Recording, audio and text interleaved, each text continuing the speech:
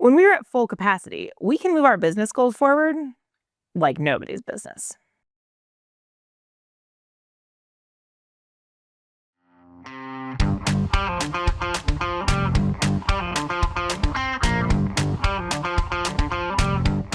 Problem is that for most of us, we have little pinhole leaks taking a lot of our capacity and the water that helps us move our business goals and dispersing it among way too many other things. So let's talk about where that water is going and how do you stop the leak?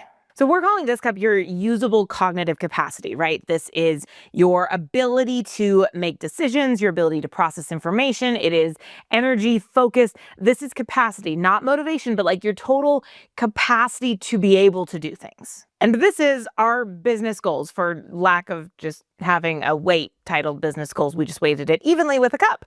Because when we are full capacity, we're able to move something that weighs the same amount as our. Yeah, you can connect the dots here. The problem is all of the things that give us capacity, all of the energy that we have ends up getting distributed through things like the environment, making 1,000 decisions throughout the day, regulating our emotions, constantly having to get sucked into communication. And the problem with that is when that happens, we can't really move our business goals all that much anymore. Maybe a little bit of progress, but not a whole ton, nowhere near the impact we were having before. And the thing with all of this is that none of these are drastic decisions, right? Your environment isn't taking a ton of water. The decisions you're making, like what clothes to wear, what food to eat, isn't taking a ton of water. Your constant communication isn't taking, well, maybe it's taking a little bit more that's probably my glass. But all of these things aren't taking a ton of your capacity, but the problem is they are leaving you with nothing left to move the business forward. And this could be really simple. This could be something like the lighting in your office is causing your eyes to have to work harder. And so therefore it becomes just a little bit of a drain on the total calories and the total energy available for your brain.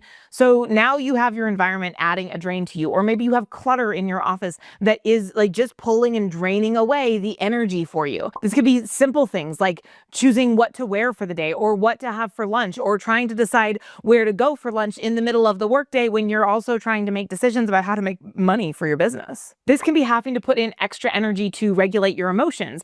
For example, we had a few things happen over the past few weeks. And so like when I came into filming this morning, like I really had to put a little bit of extra work into pulling myself back into a place where I could like get on camera and talk to y'all for a minute, because it just took a little bit of extra effort there, right? Not a ton, just a little bit.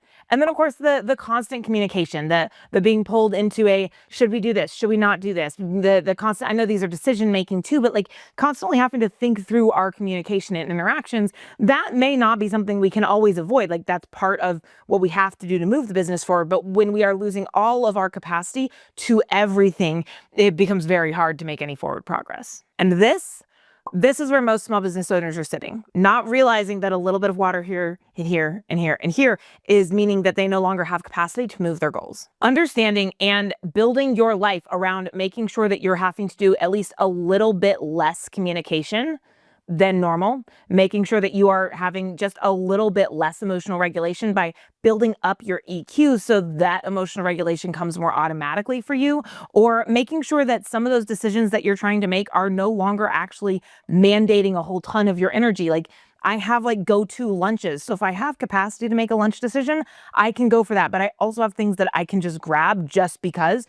And then I have worked very hard to make sure that my environment does not drain my background at all, does not overwork my eyes or anything, so that I can keep as much as possible capacity in my cup as I can, so I can keep moving that business goal as far as fast as I can. Understanding and building out your life to support your own, what I call NeuroPerformance, is not selfish. Is that setting yourself up to remove friction, reclaim capacity, and position yourself to be the person that everyone, your employees, your clients, everyone is needing you to be.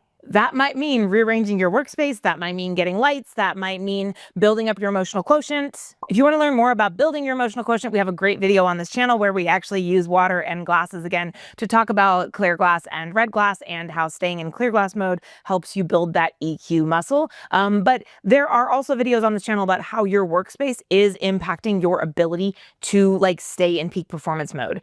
If you do nothing else this year, like start working on understanding the areas in your life that are creating friction, that are pulling you away from being your best self. Because when your brain has capacity, your business goals move. And this is why we have to understand our own brains a little bit better, because when we do, this isn't necessarily about doing more, it's about getting out of your own way.